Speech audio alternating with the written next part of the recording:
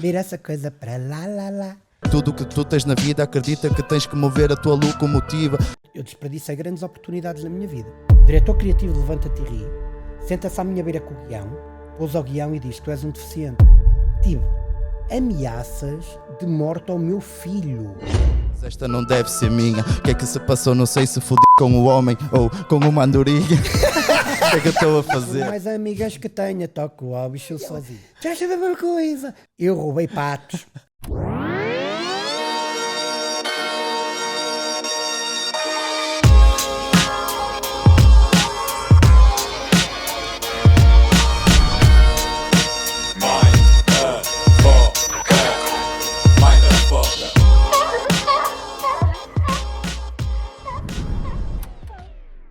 Hoje aqui com um ilustre convidado. Já sabem pelo título, não é? Quem é? Ah, pois. Espetacular. A esta altura vocês já abriram o vídeo. Estás no futuro, meu. Mas quem é ele, Bruno? Diz-nos Quem lá. é ele?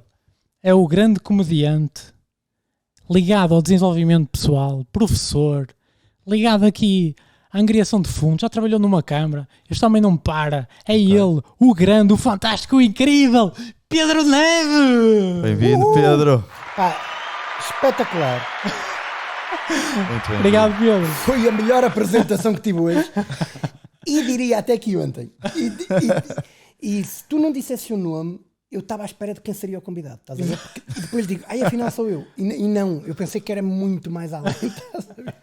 Muito bom. Olha, antes de mais, muito obrigado por teres aceito o Obrigado nosso eu, pá. convite. É um gosto. prazer receber-te. É um gosto grande. Para nós é incrível, pá. Acho que nós nesta fase só temos 3 pessoas a ver isto. Sim, Portanto, sim. Duas. Sim. 2, sim. Não, Não vê?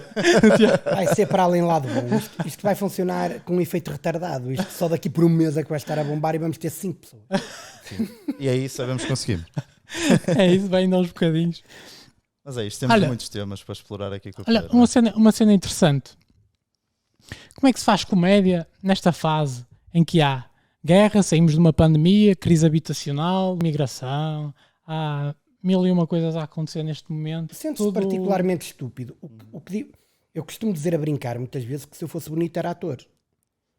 Epá, pronto, se eu fosse bonito era ator. Eu não sou, portanto, restou-me ter piada e fazer comédia. Aquilo que o comediante procura em primeira análise é uma visão distorcida dos factos e dos acontecimentos. Ok. Eu nem sempre procuro.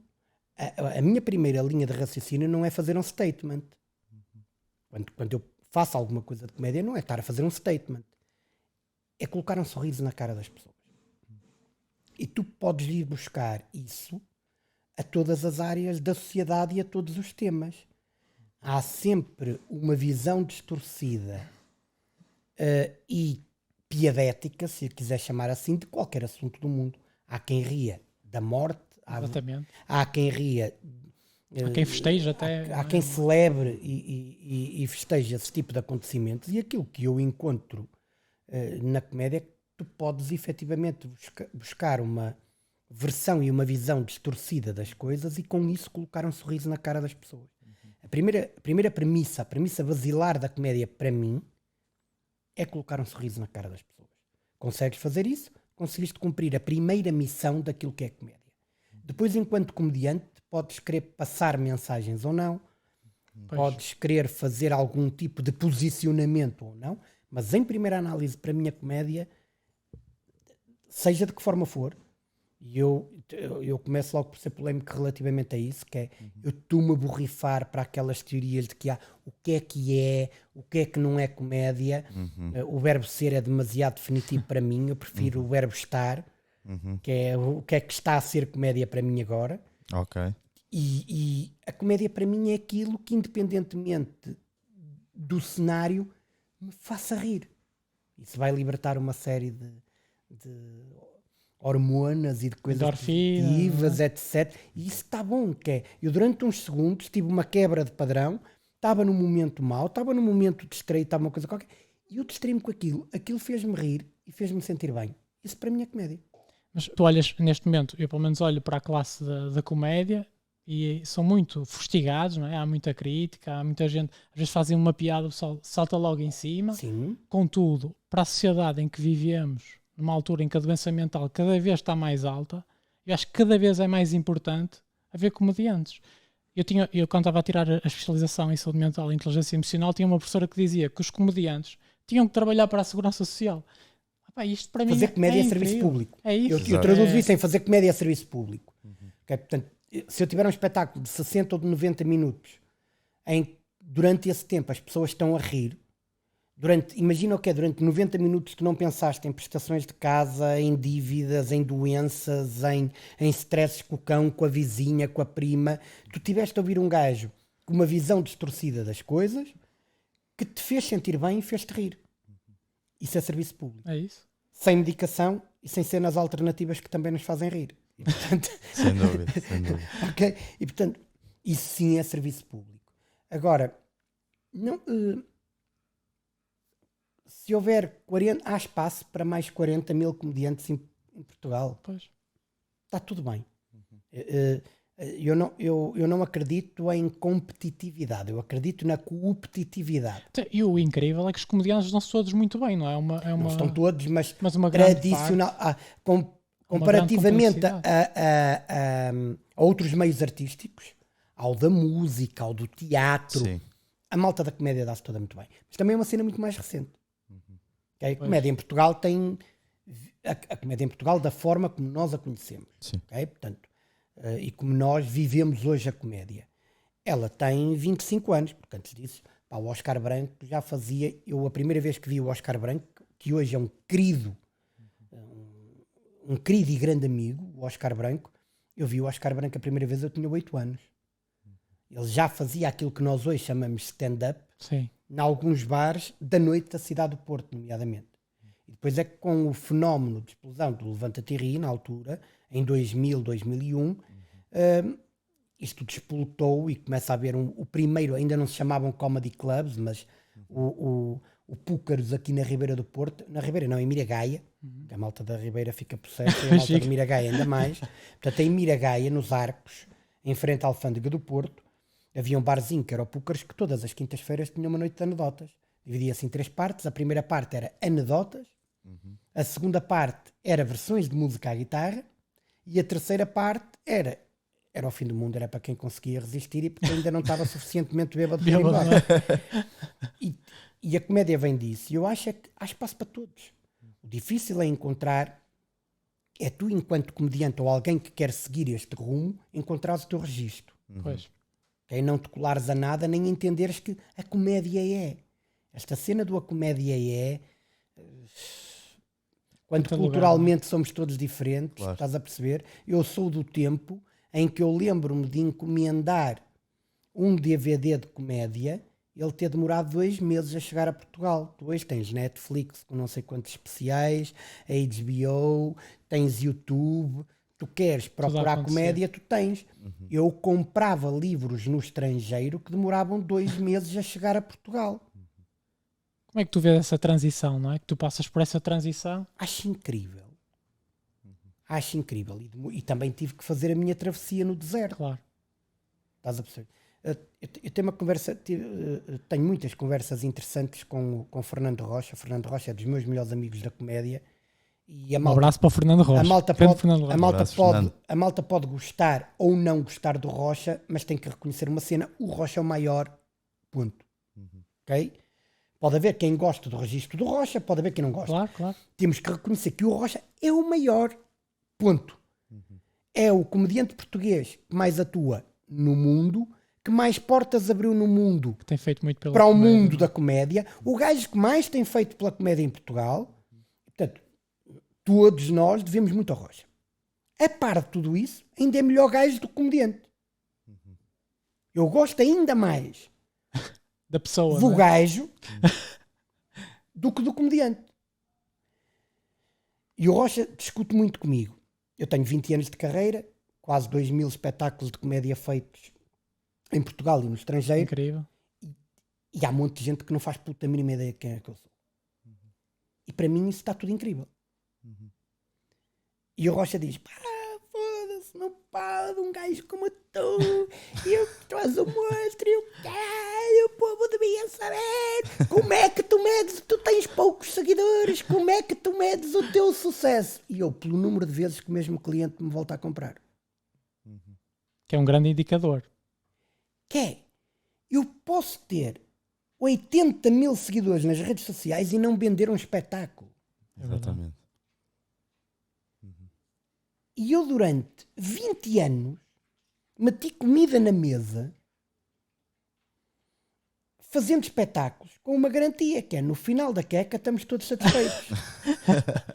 Eu que a dou e o cliente que a ainda querem comprou. mais. Ainda E querem o mais. cliente que a comprou. E não só quis daquela vez, como quer repetir. É isso. Então, a questão é como é que tu te posicionas em todas as áreas da sociedade. Era isso Onde que eu ia dizer. as pessoas querem te comprar porquê? Onde é que tu és bom? Antes de pensares no que é que a comédia mas em que registro é que as pessoas me vão querer comprar? Porque o que eu quis, e passei alguns anos até ver isso, é que quando ouvirem uma cena digam, olha, isto é Pedro Neves.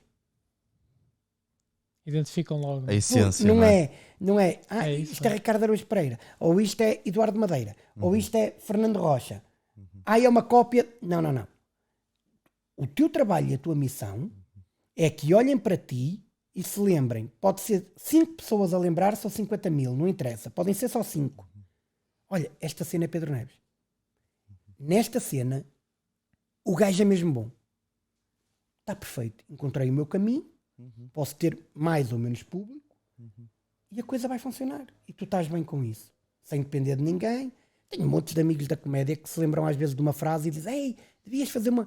e depois vem aqueles teorias que são, mas comédia musical não é comédia. O mesmo gajo que diz, comédia musical não é comédia, e eu digo assim, mas não é porquê? Porque comédia é stand-up e one-liner, e agora e a malta e nos Estados Unidos, e agora esta fornada toda que termina a dizer este foi o meu tempo, e eu digo assim, mas e então? Exato. O que é que este gajo está a dizer? Ok, e fazer rir. Linhas de raciocínio e pensamentos, eu digo, adoro. Há montes de malta nova a sair aí que eu olho para a linha de raciocínio deles e digo, ei, que pensamento do caralho. O que é, desculpa, Pedro, o que é uma linha de raciocínio que tu... Tu tens um pensamento relativamente a qualquer coisa e eu tiro-te o meu chapéu pelo pensamento que tu conseguisses ter. Eu Pela digo, construção ei, da ideia, não é? o que este gajo se lembrou? Isto é fixe. E agora digo assim, mas fez-me rir. Não, isto é o quê? É um espetáculo de comédia. Não é um tratado filosófico. Exato.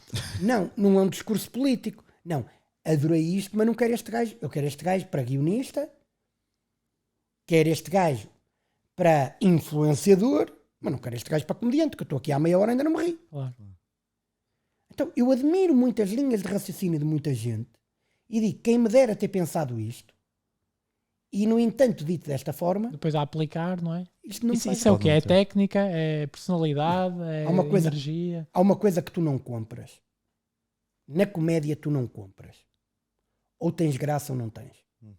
Sim. Nem é talento. Ou tens graça ou Ou não, não tens. tens. Tudo o resto depois é trabalho. É estrada, é trabalho, é foco, é compromisso, é encontrar um caminho que faça sentido, é teres o feedback correto. É aquele pessoal que diz assim, opá, mas eu sou o mais engraçado da turma. Isso chega ou não? Ou isso é um Chega. indicador? Não, é um indicador de que é o gajo mais engraçado da turma. Mas o que é que, ou seja, Quantos miúdos de 10 anos são futuros Cristianos Ronaldos? é isso. Mas depois não pagam um preço para isso. É que isso tem um preço a pagar, que não vai lá só com ser engraçado. Se tu não trabalhas Claro, o é ser um conjunto de engraçado, fatores. E a questão é essa, não é? Que há muita gente que não tem bem a noção do que é ser comediante para além dos espetáculos. não, Não é que a exige. malta acha que chega lá e E o facto de lidar com a pressão, não é? Isso é muito difícil. mas é bom. Pois. Poucas coisas são tão gratas como tu teres um retorno imediato do teu público. As artes de uma maneira geral. E a comédia então muito mais.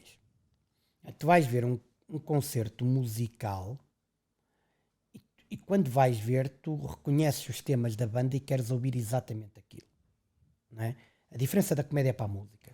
Tu vais ver um concerto de uma grande banda internacional, de um Ed Sheeran, por exemplo, que não é uma banda, é o gajo, mas ok, o Ed Sheeran, Sim. vais ver o gajo e tu queres ouvir aquelas músicas. Aliás, tu ficas ofendido se eles não tocarem determinados temas. Não é? Vais ver um espetáculo de comédia, eu repito uma piada e tu, é sempre a mesma merda. Mas é mesmo. Este gajo não evoluiu. É o oposto, é? Este gajo não evoluiu. Uhum. Ok? Porquê é que a comédia musical me dá aqui um conforto grande? Porque como tem música, a malta curta ouvir aquelas músicas, estás a ver? Sim. Já canta, A já realidade é que interage. tu fazes isso de uma forma incrível, não é? Eu já ouvi espetáculos teus e tu vais buscar coisas. Pá, para já és um músico fantástico, que ali é preciso uma técnica, não é? Para de onde é que vem essa aptidão? Penso que já ouvi tu falar das tunas e assim, não é? Vem daí. Sim, eu sempre estive ligado ao mundo da música muito antes de estar ligado ao mundo da comédia. A minha primeira faz este ano, eu há um mês fiz um espetáculo de angariação de fundos para as Jornadas Mundiais da Juventude na minha paróquia. E faz este ano, em dezembro, 30 anos que eu escrevi o meu primeiro projeto de comédia, que foi para a paróquia. Nós fizemos uma peça de Natal como se fosse um festival da canção. Então eu fiz tudo, desde os textos do júri, dos apresentadores, das versões de músicas. Isto começou, eu tinha 16 anos quando fiz isto, a primeira vez. E está gravado. Porquê que isso não está na internet? Não pode. Isto está gravado. Por acaso podia, porque eu tinha um six-pack. Ok. Eu era um animal. Ok, agora é só one pack. Agora é o unibdominal. Exato. Unibdominal. E eu comecei a escrever aí e ganhei o fascínio por isso. Mas eras o gajo mais engraçado da turma, Pedro? Era. Ok. Há uma senhora que tem 80 e muitos anos, que foi esse espetáculo, que era a minha explicadora. Na altura não havia ATL, mas eu no 5º e no 6º ano havia uma senhora que era professora primária, o marido era professor do 5º e 6º ano, e portanto ela dava explicações de história, de português, inglês e francês, e o marido dava de matemática, biologia, ciências e por aí. E portanto nós saímos da escola, íamos para lá até às 8 da noite todos os dias, já fazíamos trabalho de casa, fazíamos tudo. E ela foi a esse meu espetáculo. Já velhinha, muito velhinha com o marido. A filha já tem 50 e tal anos. E a filha veio ter comigo e disse, eu estava a olhar para ti e estava a dizer à minha mãe, às vezes tu saías lá de casa e eu passava-me com a minha mãe e dizia, oh mãe, como é que tu não consegues? Ele destabiliza, tu a dar explicação. E a Dona Mariazinha dizia... Eras o aluno chato. Não era chato, eu nunca fui desrespeitador, sabes? Eu Era sempre energia, fui não é? profundamente respeitador, mas muito palhaceiro. Eu lembro-me de um teste de geografia, a minha professora estava sempre a controlar a cena na sala toda, sempre de coisa. E eu escrevi uma cena na mão e quando ela passava fazia... E ela, Pedro, mostra o que tens na mão. E eu, não, senhora, não, por favor. E ela, Pedro, tu mostra o que tens na mão, senão tiras zero à professora. Não, e ela mostra. Eu, curiosa, tinha curiosa escrito na mão. Eu era o gajo que fazia isto, estás a ver? Tudo pensado. Eu, curiosa, e ria-me e a povo todo. E ela, já sabe uma coisa. No teste a seguir eu olhava para a mão e dizia. E já tinha a matéria lá escrita, Okay. estás a ver? Portanto, eu era muito brincalhão, Sim. profundamente respeitador. Eu nunca na vida faltei ao respeito ao outro, mas eu só fazia merda, meu. E então esta coisa tem que estar muito em ti. E tu tens que, claro que vais para a faculdade, entras no espírito das tunas académicas, que não é propriamente as tunas académicas há 30 anos. Instrumentalmente eram 10 vezes piores do que agora. Ok, interessante isso. Tu tens tunas académicas geniais do ponto de vista técnico e artístico, da composição musical, são fenomenais. A léguas de criatividade daquilo que nós fazíamos. Nós tínhamos músicas com 3, 4 acordes e só fazíamos merda. Okay. E só bebiam cerveja. Era o fim do mundo. Era o fim do... Tu não tens noção de cenas. Eu roubei patos. Ok. Nós fazíamos cenas fenomenais. Se quiseres falar sobre isso, Não, é melhor não. É melhor não. nesta fase, em protetora dos animais. Não, roubei porque nós trazíamos sempre uma recordação de cada sítio onde íamos atuar. E eu, numa terra onde nós fomos, achei os patos lindíssimos e quis trazer um pato de recordação para a faculdade. E o pato andou na faculdade muitos anos. Ok. A gente não fizemos mal ao pato. Andava lá a Não, passear. trouxemos o pato, ficou o pato da faculdade muitos Adotaram, não é? Adotamos. Opa, só fazíamos asneiras. Nós éramos muito criativos. Pá, repara uma coisa. Malta da comédia que tenha passado por Tunas. Eu, João Seabra, Interessante. o Paulo Baldaia foi fundador da Tuna do ISEP. Aquela música, havia uma música em 1992 que era o Não Há Estrelas no Céu de Rui Veloso, que era não há mulheres no ISEP para afiar o meu pauzinho, por mais amigas que tenha, toco ao bicho sozinho. Paulo Baldaia está na origem E é verdade. desse e é tema verdade. mítico. A malta do Isaac Esse tema mítico. Portanto, João Paulo Rodrigues. Ainda não havia roscas, estacionantes, não havia nada. Todos nós passamos pelas Tunas. O que é que difere o mundo da comédia do mundo da música? 4 coisas. Somos todos chanfrados dos corpos. É o requisito principal. Tu não, da malta da comédia, dos nossos amigos, da malta, somos todos chanfrados dos corpos. E Fizeram todos muita merda, no fundo é isso. profundamente genuínos e todos com muita história de vida. E essa cena faz muita diferença. Então, por exemplo, na tua situação, de que forma é que a tua história de vida proporcionou ou levou-te a esse caminho? Não tanto ao que me levou, mas mais do que eu fiz depois com isso. Ok. Ok? Porque o levou foi uma série de acasos e eu desperdicei eu desperdicei grandes oportunidades na minha vida. Eu entrei na faculdade na Universidade Nova em Lisboa. E a determinada altura eu percebo que se eu fosse para Lisboa nunca na vida ia acabar o meu curso. Porque ia haver um conjunto de valores que se iam levantar para mim, conhecendo-me, e nenhum deles era propriamente dos estudos. Ok. Para ir para Lisboa, lá em casa nunca me faltou nada, mas ganhava-se para a sopa. Ok? Portanto, nunca faltou o fundamental, mas somos uma família humilde. A minha mãe trabalhou 35 anos para uma entidade patronal sem nunca ter ganho mais do que o ordenado mínimo. Pois. Num Isso trabalho, também é muito triste, não é? num Pessoas trabalho- que trabalham e num continuam trabalho pobres. violento e duro. Estás a ver? Sim. O meu pai, para nós termos uma vida digna, a cada 5 dias entrava às 9 da manhã e saía no dia a seguir às 7 da tarde trabalhar. E no dia a seguir ia trabalhar outra vez. E portanto, o que eu percebi foi que ficava tão caro ir para Lisboa estudar como ficar numa privada perto de casa. Sendo que eu estando numa privada perto de casa, a probabilidade de eu cumprir o meu percurso académico era muito maior. Porque em Lisboa ia-me perder uma série de interesses. Facilmente, não é? A determinada altura, em 99, 2000, eu tenho uma cunha. Ok. E as cunhas são importantes. Muito. Eu estava a 2 cadeiras de acabar o bacharelato. Na altura, 3 anos de faculdade davam-te o bacharelato, 5 anos a licenciatura. A minha era uma licenciatura bietápica, portanto, eu ao fim de 3 tinha o bacharelato, fazia mais 2 para completar a licenciatura. Em Relações Públicas e Publicidade. E eu estou a fazer o curso, faltavam 2 cadeiras para acabar o bacharelato e eu tinha uma cunha para ir trabalhar para as produções fictícias, para Lisboa. E a cunha era, eu ia trabalhar para a equipa que escrevia para o Herman, com as pessoas que faziam parte dessa equipa. Eduardo Madeira, Ricardo Araújo Pereira, Nuno Marco. Tudo grandes nomes, não é? E eu ia ser integrado nessa equipa. Muito bom. Portanto, eu falo com a pessoa responsável por isso, na altura. Ele diz: ó Pedro, está tudo bem, está aqui um lugar para ti, nós não estamos a precisar tanto de pessoas para a representação, eu estou a precisar de integrar pessoas na parte da escrita, tu integras-te perfeitamente, vens, tens a que vir viver para Lisboa. E eu, à hora de jantar, disse: olha, que fixe, eu vou para Lisboa. E meu pai acabou de comer e disse-me: está tudo bem, ser muito feliz e não entras cá em casa tão cedo.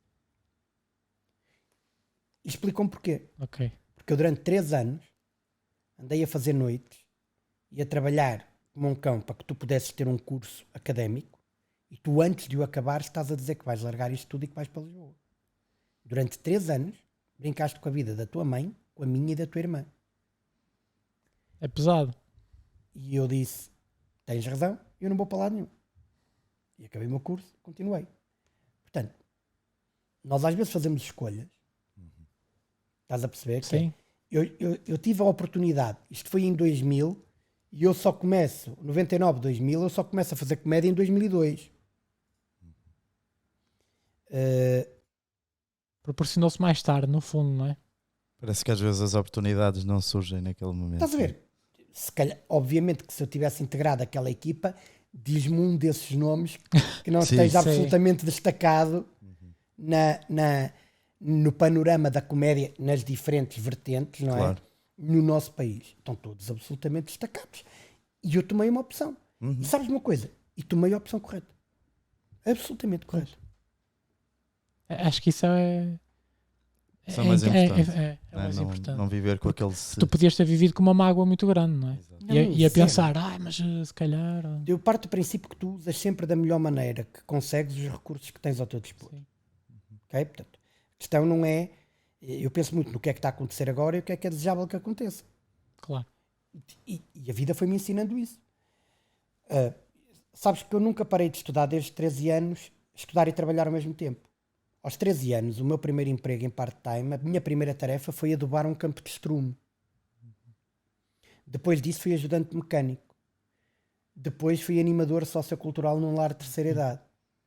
Depois fui apanha-copos em bares e discotecas.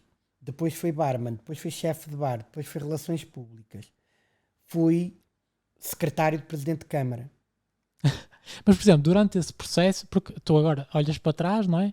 E normalmente é isso que acontece. As pessoas olham para trás e conseguem ver esse caminho. Mas durante o caminho tu tens que ter um certo pensamento para acreditar, não é? Na evolução. O que é que tu achas que foi preponderante para ti? Estimulei sempre a minha curiosidade.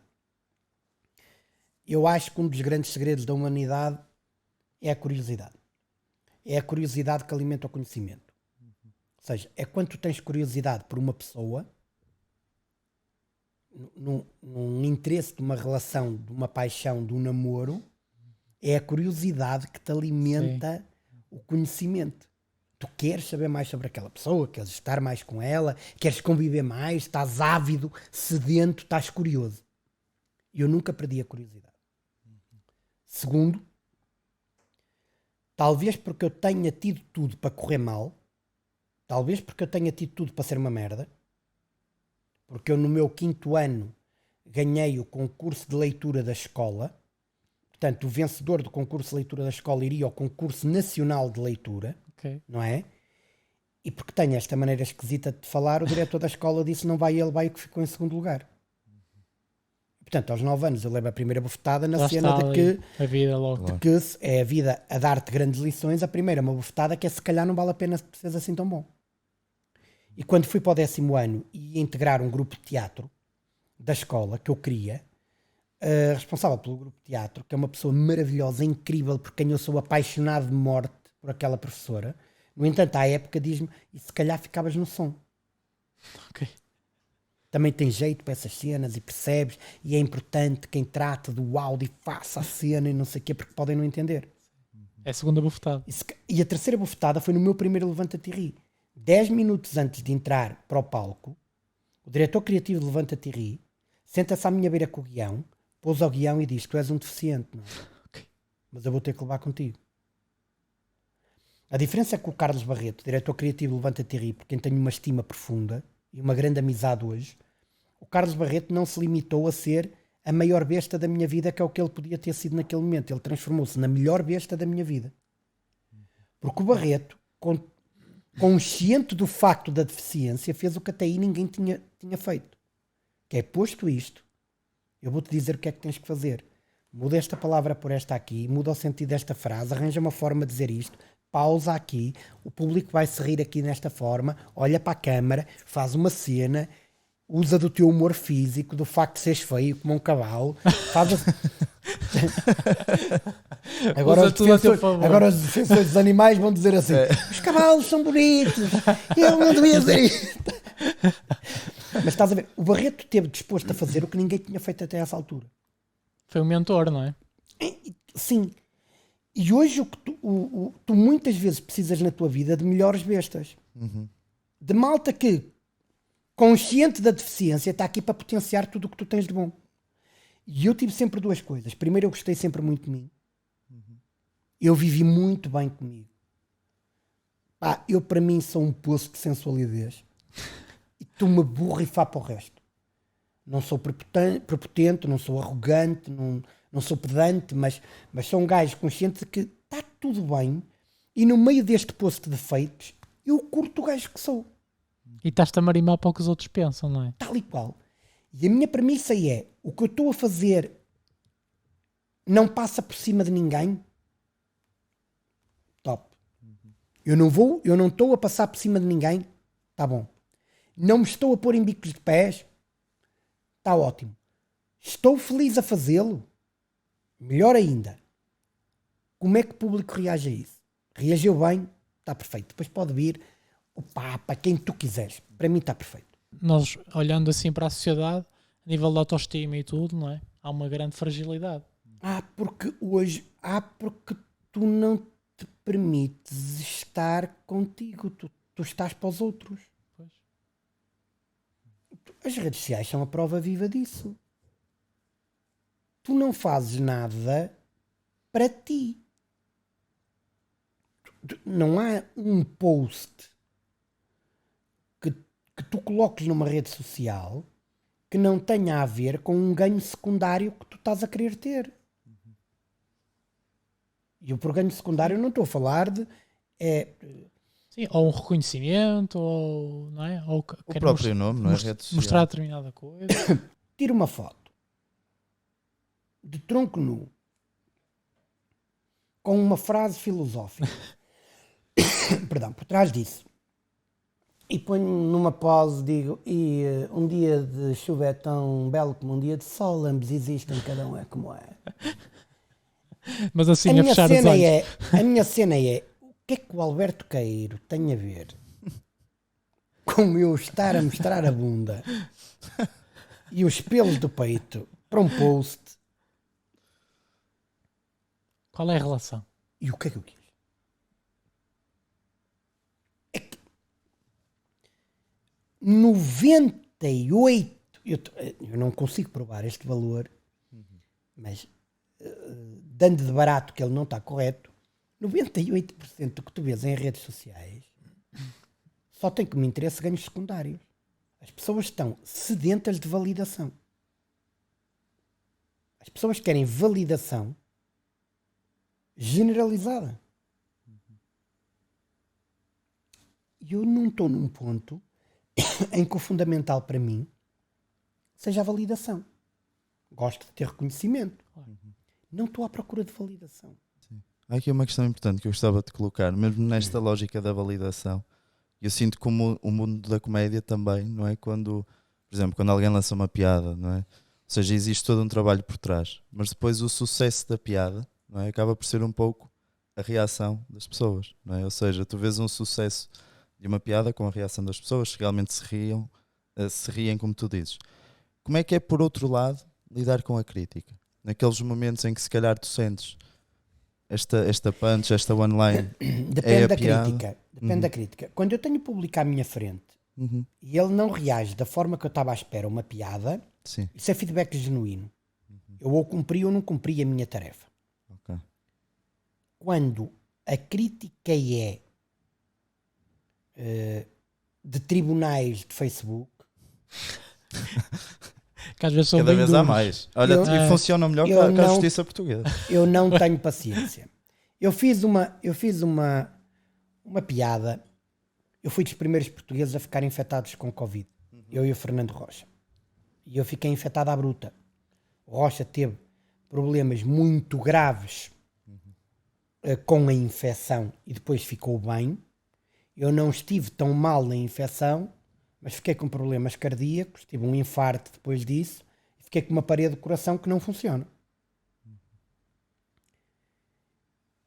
E nós portanto, nós fomos no dia 4 ou 5 de março para os Estados Unidos fazer um tour e o país fechou a 13 de março.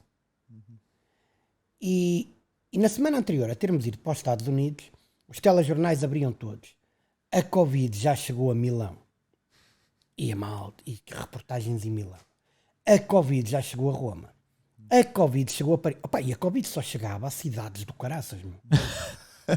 Milão, Londres, Paris. Eu dizia, nós somos o mesmo país de merda, meu. Olha, a Covid. Agora vem uma doença que sim senhor, para o mundo, não é? E ela vai para onde? Milão, claro, lojas de marca e o cara. Tive ameaças de morte ao meu filho. Ao meu filho. Deus queira que a Covid mate o teu filho, que eu vi que tu tens um filho. Porque eu faço uma piada destas. Sim, há pessoal que vai mesmo longe demais, não é? Ok? Eu para isso não tenho tolerância. Pois é, cozido, a estupidez. Para isso eu não tenho tolerância. Podes gostar ou não gostar, vir com aquela teoria, com isso não se brinca. Estás a ver? A clássica.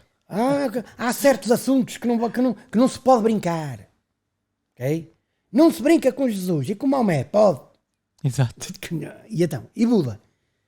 Não é? Claro. E eu, isso dou de barato. Este tipo de coisa não dou. Este tipo de coisas não dou. Repara que eu tive no Facebook 1 milhão de visualizações na música que fiz no Natal 2020. Que foi a música da Mariah Carey do Covid Christmas, que eu fiz. Como é que é? Já nem sei. Eu faço tanto, eu tenho mais de 76 mil. A música da Mariah. All I want for Christmas is you. É aí que o Covid vai com o caralho. Exatamente. Como é que era? Eu não quero. Pois era. Não quero coisa nem um agasalho, quero que o Covid vá com o caralho. Era uma coisa assim.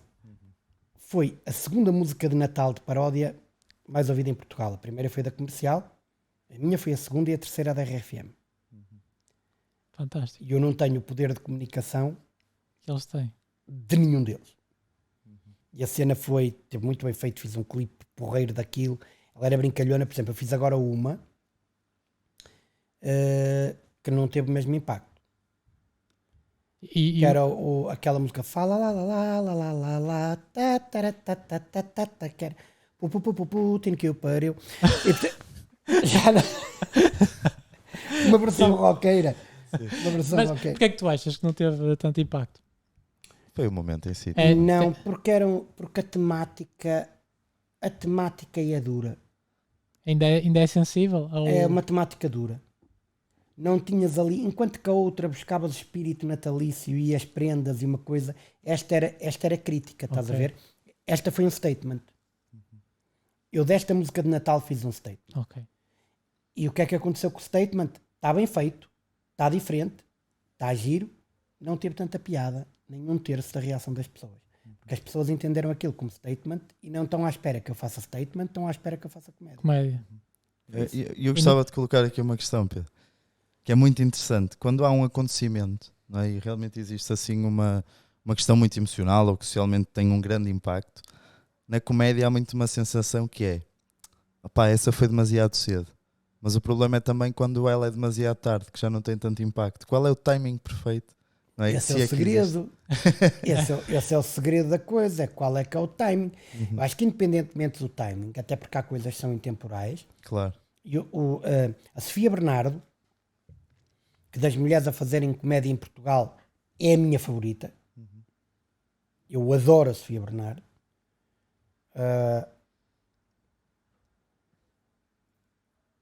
Não quero dizer, mas dizendo, não tem muito mais protagonismo no nosso país, porque a televisão e os mídia plásticos que temos podem não reconhecer na embalagem o que está no conteúdo.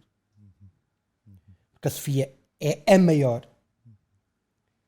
a Sofia Bernardo está a fazer uma tese de doutoramento sobre comédia, especificamente sobre o papel do timing na comédia. O segredo está no timing e no enquadramento. Eu, se fizesse uma tese, faria sobre enquadramento e narrativa. O enquadramento e a narrativa no impacto que isso pode ter no texto de comédia e na comédia em si.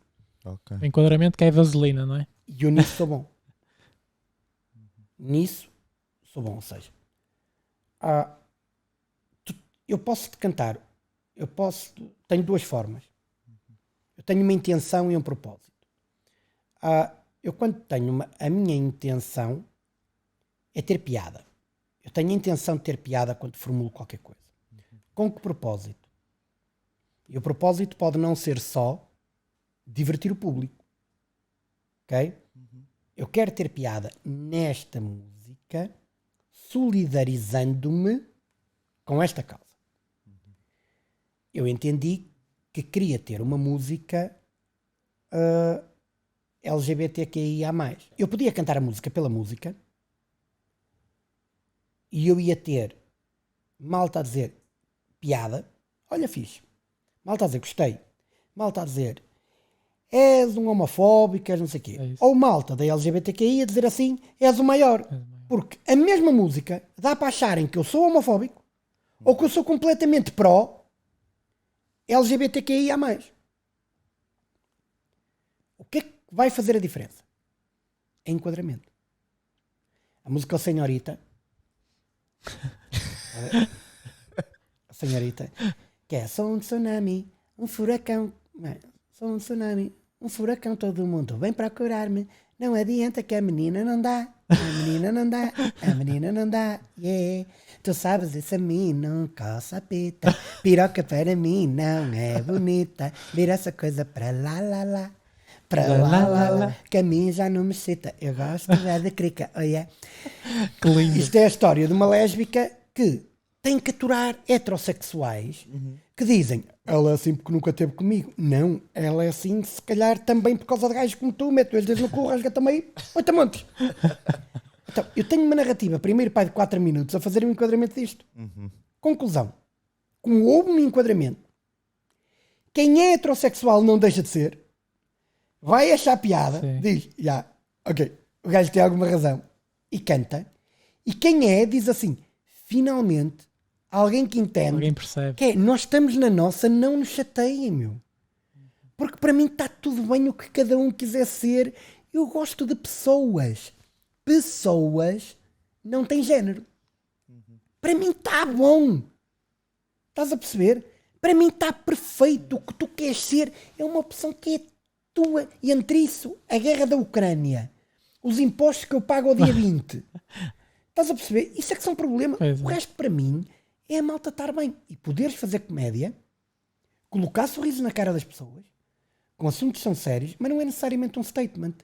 Eu, se fizer um bom enquadramento, ninguém precisa saber se eu sou pró ou sou contra. Agora, eu enquadrei bem e a piada vai ser bem aceita. O timing é isto mesmo. Se calhar não é o timing em si, mas a construção desse timing. Não é? E realmente, um bom humorista é mesmo isso. E isto, se virmos bem da perspectiva da intervenção social, não é? De como é que nós podemos ajudar, por exemplo, nós intervimos com jovens em risco, não é? Sim. Nós também precisamos desse contexto, que é o jovem perceber que nós temos empatia por ele, que nós compreendemos a situação, e só assim é que ele também vai aceitar aquilo que nós dizemos. E no fundo, é óbvio que isto é uma área completamente diferente, mas a ideia é a mesma, que é as pessoas sentirem, estamos a falar de emoções, não é? As pessoas sentirem que aquilo não é... Há empatia ali, não é? Há uma construção, não há um julgamento, não há... Na construção da ideia. O não julgamento é uma prática que tu devias acentuar em ti enquanto cidadão e enquanto profissional. Isso combate-se com... O que é que difere o Tuga de muitas espécies mundiais? O Tuga queixa-se. O Tuga tem uma característica que é queixa-se. Estão identificados os 2 motivos pelos quais o Tuga se queixa. Por tudo e por nada. São só estes 2. E eu, no meu pensamento de desenvolvimento pessoal e de estudo com um dos meus mestres, que é o Jack Canfield, Estive a estudar com ele em Los Angeles. E o Jack disse uma vez uma cena muito interessante que é, já reparaste que ponto 1, quem se queixa é porque não conhece uma alternativa melhor à queixa. Porque se conhecesse, se sentisse que essa alternativa era melhor, utilizava essa alternativa em vez da queixa. Por outro lado, não sei se já reparaste, quem se queixa não quer resolver. Quem se queixa quer ter razão. Sim, completamente. Por isso é que muitas vezes, em muitos cenários, quem se queixa não se queixa a quem de direito. Eu quero me queixar de ti e não é a ti que eu me vou queixar. É ele, ou outro, ao cão, à vizinha, à prima. Vou-me queixar porque eu não estou à procura de resolução. Eu estou à procura de validação.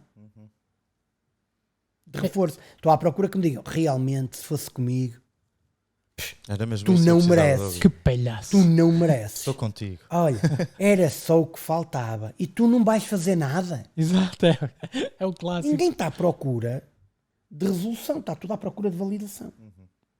Então a alternativa à queixa é o feedback. E o feedback assenta em 4 pressupostos para mim. Falar de factos. Eu falo contigo de factos. Por contra factos, não argumento. Não argumentos. Eu posso gostar ou não gostar do que estou a ouvir, mas falo de factos. Depois estou consciente dos impactos.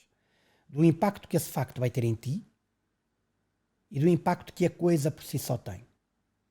Porque essa coisa há de provocar um impacto, mas depois esse impacto em ti ainda pode ser outro. Eu tenho que ter cuidado com o impacto. Mas tenho que estar disposto a fazer uma coisa que na queixa não estou, que é ouvir-te. Que é, eu falo de factos, consciente dos impactos, mas quero-te ouvir. Porque se eu não te ouvir e eu na queixa não quero ouvir ninguém, só quero ouvir os outros, não é? Sim. Então na queixa não te quero ouvir. Se eu não te ouvir, eu não vou encontrar o segredo do bom feedback, que é encontrar uma solução ao compromisso. O ouvir hoje em dia, não é? Tens 2 ouvidos e uma boca, que é para ouvir o dobro do que falas. Olha, e por falar em ouvir, eu acho que está na altura ideal para te mostrarmos aqui uma coisa. Mostra, siga. Esperamos que gostes da nossa rúbrica Vozes Da Vozes- rua. Vozes da Rua. Voz da rua.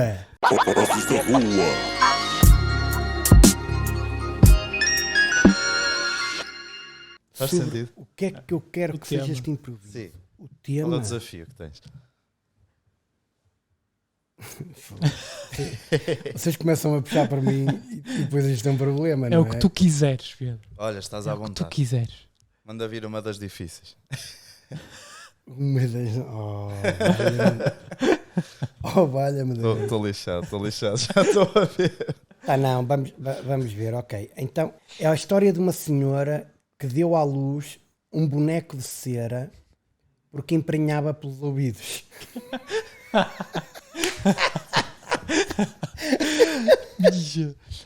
Acho que nunca tivemos este nível de Meu amigo, isto sou eu, não é? E tal, e coisa, faz um improviso com a gente.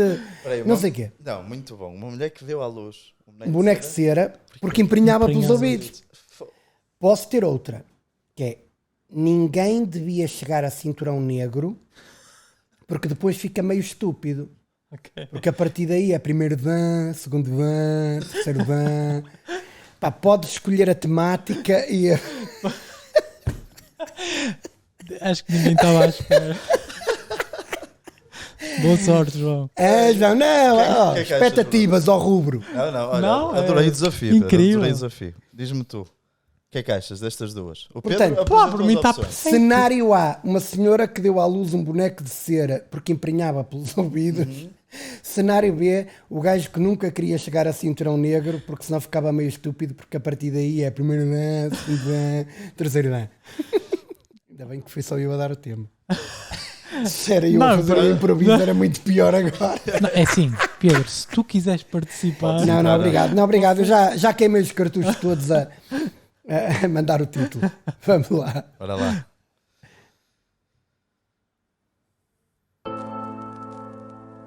Eu acho que este beat até encaixa bem. Uma mulher a dar à luz. Estou a sentir um boneco de cera. Cinturão negro. eu estou a sentir o dá. Bora. Ei. Siga. Ei.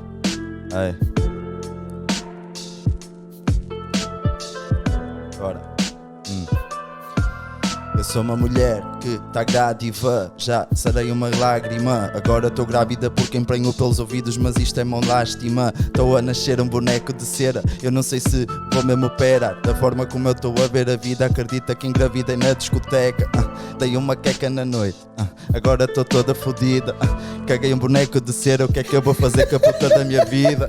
O que é que a sério eu vou fazer? Isto não está mesmo a acontecer. Cinturão negro da forma que sou Jackie Chan. Prazer, eu estou a tentar mudar o mundo. Acredita que eu só quero viver da vida como eu estou aqui, parado, sentado, eu estou só a correr. O boneco de cera eu criei uma menina, mas esta não deve ser minha. O que é que se passou? Não sei se fodi com o homem ou com uma andorinha. O que é que eu estou a fazer? A sério, não sei onde vou, não sei o que é que estou a rimar, mas sei que senti o improviso desde que começou. Bora lá, grande Pedro, obrigado pelo desafio. No fim deste podcast eu, tu, o Tiago e o Bruno podemos ser todos amigos. Bem-vindo, obrigado a sério por teres aceitado o nosso convite. É lindo termos esta energia, é lindo sentirmos ouvintes da vida que nós só queremos partilhar. E tudo o que temos é para amar, por isso é que eu vou mesmo continuar a cada palavra improvisar. Isto é uma história diferente da tua, quem te trouxe foi a cegonha. Não sei, estou a brincar. Então, Tiago, componha. Como é que é? Queres improvisar? É hoje que tu também vais entrar a matar. É mais um beat para entrar. Acredita, só estamos a relaxar. Eu quero só mesmo curtir. Eu só quero viver a vida e evoluir. Tudo o que eu quero é fazer mais um improviso no episódio a seguir. A vida é mesmo assim, a todos resta agradecer. Com Bruno, com Pedro, com Tiago aqui sentados, a sério que é um prazer. A luz está a bater, estou a ficar com calor, mas mesmo assim eu rimo com amor. Podia ser doutorado, podia ser tudo, mas acaba a ser professor. Vida mesmo assim, estou a ensinar, tentar mostrar como é que é a perspectiva. Porque tudo o que tu tens na vida, acredita que tens que mover a tua locomotiva. A vida tem paragens e o beat acabou. Também tem. Olha, assim, meu. Está maravilhoso. E eu estou a sua. Meu amigo. Lindo. Tentei, Pedro. É assim, é Foi assim. melhor que consegui. Não, eu peço desculpa. Eu também devia ter posto um tema complicado, mas Muito bom. muito bom mesmo. Fosse, que maravilhoso. Como é que Obrigado, sacaste Pedro. aquela da andorinha? Opá, não sei. Não sei, saiu. Saiu. Muito bom. Opá, veio. Pá, como é que se continua depois disto? Opá, não sei. Isto foi muito bom, meu. Foi muito bom. Gostei mesmo muito. Vou-te lançar um desafio no fim disto. Eu vou dizer uma coisa. Eu fiz um poema chamado Amor ao Humor. Olha. E não está musicado. Ok, bom nome. Okay? É muito autobiográfico. E vai ser uma cena gira. Vamos fazer aí uma cena bonita. Olha. Que lindo, coisas a acontecer. Seria um neste prazer. podcast. Seria um Coisas prazer. a acontecer. Prazer não, que isto com prazer é mais caro. A partir das 11 já sabes. Eu sei que tens uma voz incrível. Está tudo bem. Voz incrível, prazer. Vamos ver. Se quiserem eu e o Tiago saímos, Sim. estejam à vontade. Não, mas demais. Portanto, Pedro, relativamente a este episódio ainda, há aqui uma questão que nós ainda não Sim. falamos, não é? Que tu, para além do humorista e do homem que és, que realmente temos aqui o prazer de estar a conhecer hoje e a privar contigo, e tem sido um episódio incrível, tu tens aqui um conjunto de outras coisas na tua vida que às vezes um conjunto de pessoas poderá não estar tão informado. Queres nos falar sobre o teu projeto do Like a Pro? Like a Pro Corporate Event. E como é trabalhar com .com. empresas, que É verdade. muito Pá, difícil. eu sou de uma cidade marcadamente industrial. São João da Madeira é uma cidade muito industrial. Portanto, a realidade das empresas, da indústria, é uma realidade que me é muito próxima. E eu trabalho desde muito cedo, como eu vos disse. Eu desde 13 que nunca parei, nem de estudar nem de trabalhar ao mesmo tempo. Há cenas curiosas que me apareceram no percurso académico. Eu fui dos poucos portugueses a ser membro participante da Cimeira da NATO em Lisboa.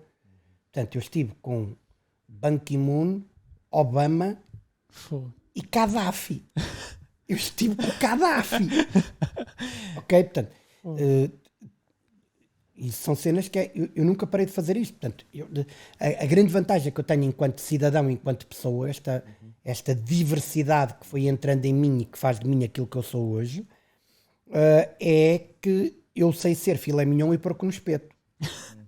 Estás a ver? Portanto, eu consigo cumprir o espectro todo da sociedade, estar bem e ser feliz em todas as cadeias da sociedade. Se aquelas existem, da forma que existem, whatever. Claro. Para mim são pessoas e eu adoro pessoas. Ponto. Eu sou um gajo de pessoas. Aquilo que eu me tenho tornado nos últimos anos, aquilo que eu me esforço e alimenta a minha curiosidade e estudo todos os dias e leio todos os dias e aperfeiçoo todos os dias, é para me tornar cada vez mais um especialista em comunicação. Nomeadamente em comunicação interpessoal e comunicação interna das organizações. Ok. Porque eu acho que as organizações já comunicam bem para o exterior. Já lançam bem os seus produtos, têm acesso a ferramentas, a inovação, a tecnologias, a campanhas, a empresas Marketing, em regime de outsourcing, a marketing, tudo o que facilite, public affairs, tudo o que tu possas imaginar que te permita vender e colocar para fora. E depois esquecem de trabalhar internamente as pessoas. Eu não gosto do termo recursos humanos. Recursos, para mim, recurso é a máquina de filmar, ou a câmara de filmar, ou o microfone, ou a tecnologia material, que não é? tu uses. Isso são recursos. Para mim são pessoas. E eu, ou pode parecer tosco, mas para mim chama-se departamento de pessoas, ok? Eu por mim nunca chamaria departamento de recursos humanos. Ou uma empresa dizem, vai reunir com o departamento. Ok, pronto, é o nome que eles dão.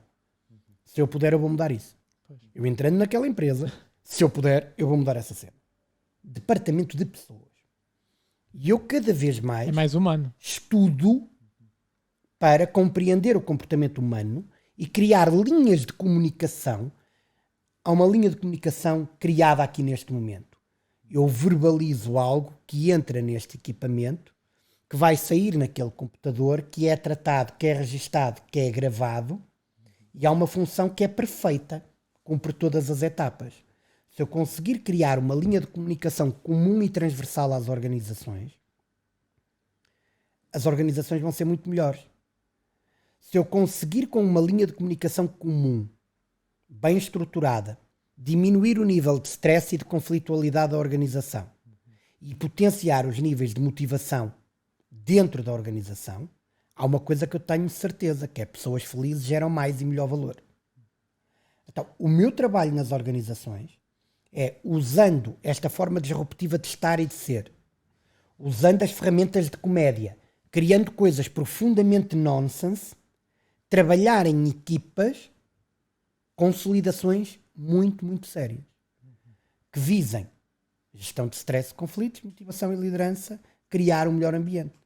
Aquilo que é o motto da minha empresa para quem quer trabalhar comigo relativamente a isso, é quando olham para mim, dizem, eu fui apanhar esta frase ao Jack Canfield quando ele me fez a entrevista no Hollywood Live, no Roosevelt Hotel em frente ao Chinese Theatre em Hollywood, e estávamos a fazer a entrevista para a CBS, para a NBC, para a ABC e para a Fox, e ele termina a entrevista a dizer "You have a funny way of being serious". E aquela cena fez-me um sentido de tal maneira gigante que é tipo o meu slogan, estás a ver? Que é tu olhas para este gajo e dizes "You have a funny way of being serious". E é isso que eu faço nas organizações. E trabalho com grandes organizações do nosso país. Grande parte do meu dia é feito a estudar, a trabalhar à medida, a criar condições para entrar nessas organizações e trabalhar, e tenho o enorme privilégio de trabalhar com algumas das maiores empresas do nosso país e ninguém faz puta mínima ideia disso. Vai aparecer aqui o pop-up. Vamos por aí. Vamos por aí a publicidade. Brewevents.com. Já tiveste assim alguma situação mais inusitada numa empresa? Ou Nas empresas não, é tudo é muito tudo... claro. Este tipo de empresas sabe muito bem o que é que quer comprar, sabe-te identificar e clarificar muito bem aquilo que quer, e depois é muito exigente no grau de compromisso. Portanto, eu sou avaliado a todas as ações. Eu só consigo ter determinadas empresas porque nos últimos 7 anos o meu grau de avaliação está acima dos 90%, de 0 a 100. Senão tu não és... Que é fantástico, é incrível. Isso é... Não, a esse nível não. É tudo muito claro. E eu sou muito mais exigente com as empresas do que as empresas são comigo. Em que sentido? Eu sou muito claro relativamente àquilo que é a intenção e propósito e ao papel que eu tenho a fazer.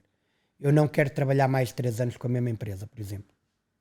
Porque senão eu fico infectado com o ambiente dessa empresa. Claro. Já conheço demasiado bem aquilo, sou mais um e perco isenção e capacidade de falar à vontade porque não tenho nada a ver com aquilo. Então eu preciso fazer um pousio. Trabalhei com a Douro Azul, fazendo parte integrante de 2 equipas primeiro. Uma primeira com o Ricardo Peixe, depois com a Ana Sá, uma brilhante amiga minha na área de desenvolvimento pessoal, uma mulher incrível, com uma energia muito semelhante à minha no trabalho, com quem também aprendi muito. E depois paramos em 2018, já não houve em 2019, 2020 depois não houve por causa da pandemia, 2021 também não, 2022 chamam-me. Quando me chamaram eu perguntei se era para fazermos equipa novamente com a Ana, eles disseram, pá, queremos fazer um projeto agora diferente em 2023 e queríamos fazer só contigo. Mas eu já tinha feito pousio. E estou este ano com eles, e eventualmente estarei ou não para a próxima época, e se não tiver que estar, está tudo bem, está perfeito, porque eu defino um plano de intervenção, uma lógica de intervenção, as pessoas estão a comprar aquilo, não compram aquilo, está tudo bem, amigos comodantes, mas eu sei o impacto que isso pode ter nas pessoas. E eu estou muito interessado nisso. Diminuir o absentismo. Da área da psicologia, portanto, um dos dramas neste momento é o absentismo. Tu estás com um drama no recrutamento de pessoas, para além do drama do recrutamento de pessoas, estás com o drama da fidelização de pessoas. Já não é só recrutar, é fidelizar, que é como é que funciona o salário emocional, como é que a malta vai estar, como é que tu retens essa pessoa durante mais tempo e como é que evitas que essa pessoa meta baixa. Claro. Então, tu só evitas que a pessoa meta baixa se os níveis de motivação, e isto as pessoas não têm que estar sempre motivadas, Claro. okay? É um erro pensarmos que uau, temos que estar sempre a cultura da felicidade, e nós temos que estar e tem que ser tudo kumbaya e está tudo feliz, é tanga. Tu tens que te permitir viver o resto, Claro. não tens é que ficar lá. Uhum. Deixem-me viver depressão de vez em quando, ou momentos depressivos de vez em quando, para que eu saiba o quão quero a alternativa à depressão. Todas as emoções são importantes. Não? Todas elas. Tens que viver todas. E, portanto, este é um trabalho que me deixa extraordinariamente feliz e realizado, e onde eu uso muito humor, onde a brincar se dizem coisas muito sérias. Sim. E que tem sido um caminho cada vez mais. Se me perguntas se daqui a 10 anos vou estar a fazer stand-up, não sei, daqui a 10 anos vou estar a fazer isto que faço nas empresas. Uma pessoa que não estimule o seu autoconhecimento, que não aprenda cada vez mais sobre si e sobre o mundo que o rodeia, que viva estagnada, não pode querer atingir grandes resultados na vida, porque isto não para e é cada vez mais acelerado. Se eu me conheço bem, mais rapidamente eu vou saber quando e de que forma parar. E, portanto, a partir daí, pá, tudo poderá ser diferente. Portanto, é muito por aí. Tu sentes que a forma como tu dizes as coisas permite-te dizer, comunicar de uma forma que as pessoas aceitam? Ou seja, principalmente nas empresas, às vezes há temas mais tabu. Tu sentes que consegues chegar lá contornando, não é? Usar aquele contexto que tu falaste, essa agilidade, não é? Para chegar às pessoas. Jogo de cintura. Jogo de cintura. Quase 2000 espetáculos Sim. de todo tipo, espécie e com todo tipo de públicos, dão de jogo de cintura. As pessoas têm que perceber, as pessoas não são estúpidas. Quando eu digo que o único vírus humano é o da estupidez humana, o que não significa que as pessoas sejam estúpidas. Claro. E as pessoas percebem a fraude, farejam. Aquilo que cheira-lhes a banha da cobra, a fraude. A questão é, se quando tu falas comigo e tu estás comigo, o que é que tu estás a farejar? Há experiência por trás, há know-how, há conhecimento, há narrativa e justificação para aquilo. Faz sentido o que eu estou a dizer, ou no mínimo é curioso aquilo que eu estou a dizer? Se for, está tudo bem. É como na conversa que estamos a ter, estamos a conhecer hoje. Nós nunca nos conhecemos. Portanto, a questão é o que tu estás a farejar. Faz-te sentido, é congruente e estás a comprar ou não estás a comprar. Claro. E estando a comprar, se percebes que é genuíno e bate a cara com a careta, ou não. E aí, pá, não sou eu que vou enganar uma empresa como um grupo Simoldes que faz os moldes dos tabliers de 70% das marcas de automóveis do mundo, que tem 3.000 e tal funcionários, que só no departamento de recursos humanos tem 25 pessoas. Sou eu que vou enganá-los? E por outro lado, porque é que eles dão oportunidade a uma microempresa que tem 4 pessoas a trabalhar? Pá, está claro que não é por eu ser bonito. Não, mas é muito importante esta questão, porque, e realmente eu, do ponto de vista pessoal também, muitos lá está, a minha área é maioritariamente clínica, acompanho muitas pessoas. E o contexto laboral e o burnout associado, não é? Esta exaustão contínua relativamente ao contexto laboral, muitas vezes é devido à comunicação. E tu estás a dizer uma coisa fundamental, que é, por exemplo, um dos trabalhos que eu tenho tido. A minha mulher tem uma clínica de saúde mental. A Ana é uma brilhante psicóloga, há muitos anos, com uma experiência gigantesca, provavelmente das maiores especialistas do nosso país em ansiedade, fobias, topo. Projeto da minha mulher a seguir, que chama-se The Psychological Effect. A Ana. E ela, eu tenho muito respeito pela área da psicologia clínica e fujo disso. Porque eu não faço bitating. Um dos problemas do desenvolvimento pessoal é o bitating. Toda a gente acha que de repente sabe e cenas, claro, e substituímos uns aos outros. Não. Aquilo, eu começo... Cheira-me a depressão. Eu não trato depressões, amigo. Claro. Tenho certificações internacionais em PNL, em coaching. Eu não trato depressões. Isso é clínico. Tenho muito respeito por isso. Um dos motivos pelos quais eu não faço hipnose. Vamos ser honestos. Com o grau de comicidade que eu tenho, com o grau de conhecimento e desenvolvimento pessoal que eu tenho, eu podia estar neste momento a fazer um brilharete, a fazer hipnose de palco. Certo? Certo.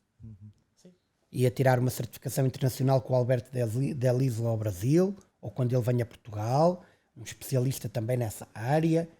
Podia fazer isso. Estava aqui em Portugal, em espetáculos em todo lado, a fazer hipnose de palco, a brincar à fartazana, Rebentava. a arrebentar aí tudo e ser o gajo em Portugal que faz isso. Ainda por cima tenho alguns conhecimentos disso. De auto-hipnose, de hipnose, tenho alguns conhecimentos. Recuso-me a fazê-lo. Porque eu não sou clínico. E eu defendo que a hipnose só devia ser feita por psicólogos clínicos ou clínicos. Porque tu não tens noção dos gatilhos que deixas ficar nas pessoas, das reações adversas que elas podem ter e do que tu podes ou não conseguir tirar daquela pessoa naquele momento. Então é uma questão ética. Claro. Eu não o faço por ética e consciência. E é uma reflexão muito importante, porque lá está, acredito que muitas vezes, porque tu acabas de ser, ou seja, nesta lógica da comunicação, quase que surges como alguém que vai realmente tentar reconstruir aqui alguns canais que possam não estar tão bem construídos, digamos assim. Muitas vezes são as chefias, são a comunicação, muitas vezes o feedback que falavas há pouco, não é? Que muitas vezes é um feedback erróneo, que é tudo muito bonito, incrível o trabalho que estás a fazer. Chegam aqueles momentos de avaliações semestrais, trimestrais, o que seja, e a avaliação é baixa. Mas então, eu não fazia tudo bem. É muito aqui que surgem estes problemas. E nesse sentido acredito que existam pessoas que depois te procuram nesse sentido, né? Do ponto de vista mais individual. Mas aí é comunicação, aí é ressignificação, aí é ponderar, que é como a história que me dizem, tu viste o e-mail que ele me mandou, e está escrito. Os e-mails não são emotivos. Tu é que dotas o e-mail de emotividade ou não. Claro. Sim, interpreta O e-mail de uma está determinada escrito, forma. ou em bom português ou em mau português. Eu posso ler aquilo a mandar-te à merda e posso ler exatamente o mesmo texto a ser fofinho contigo. E, portanto, eu trabalho muito essas questões nas organizações. Agora, quando eu sinto que isso pode, e já perdi muito trabalho por causa disso, porque eu não entro em campos que eu respeito profundamente. Eu sou profundamente leal e ética a esse nível. Cheira-me a psicologia, não é comigo. Vão tratar com a senhora que dorme comigo lá em casa, com a clínica dela, com outros Tens logo um profissionais. contacto direto. Ela usa-me como receita. Ela mostra a fotografia e diz: está a ver, anda na rua sem a Saim, ele já está. A minha mulher usa-me assim. É por isso que ela tem muito sucesso. Ela olha para mim e a malta diz: ele consegue andar na rua assim. E é vacinado. Espetacular. Acho que é uma ótima reflexão Pronto. para terminarmos, não é? Subscrevam as nossas redes. Não se esqueçam, pessoal, Spotify, YouTube, sigam também as redes Vamos do Pedro. pedir ao que vão Pedro, aparecer- queres divulgar aparecer. algum espetáculo? Não, O que é que está quero assim divulgar- para quero di- acontecer? Não está nada para acontecer. Na minha vida vai acontecendo. Vai acontecer o quê? Cenas fixe. Cenas fixe que vou ter aqui no próximo ano. Este ano tive um espetáculo de 20 anos de carreira, que foi assim a maior cena. Vou ter em novembro o tour no Canadá. Vou com o Roscas que estacionamos, vamos os três para o Canadá, portanto vai ser bonito. Vai ser uma boa aventura. Vai ser bonito aquilo. E para o ano vou fazer a segunda edição do São Joanix. São João da Madeira é o concelho mais pequeno de Portugal. É literalmente um 4x2. De norte a sul 4 km, nascente a poente 2. Ok? E portanto é tipo a aldeia gaulesa entalada entre Oliveira das Meias e Santa Maria da Feira. E eu faço, como é uma aldeia gaulesa, eu faço um espetáculo só sobre São João da Madeira, a criticar São João da Madeira. Pá, uma cena que faço a cada 5 anos. E é para o ano, e portanto vou começar a escrever essa cena. De resto, vou andando por aí. As redes sociais. Plural de Pedro. Pedros Neves é o Instagram. No coisa. Like a proibante.com e coisa. Aparece. Incrível. Pedro, mais uma vez, muito Um obrigado. abraço. Obrigado, Obrigado. Pedro. Obrigadíssimo. Está bem de Manda coração. focas. Até à próxima. Um abraço. Vemo-nos no próximo Até episódio. à próxima. My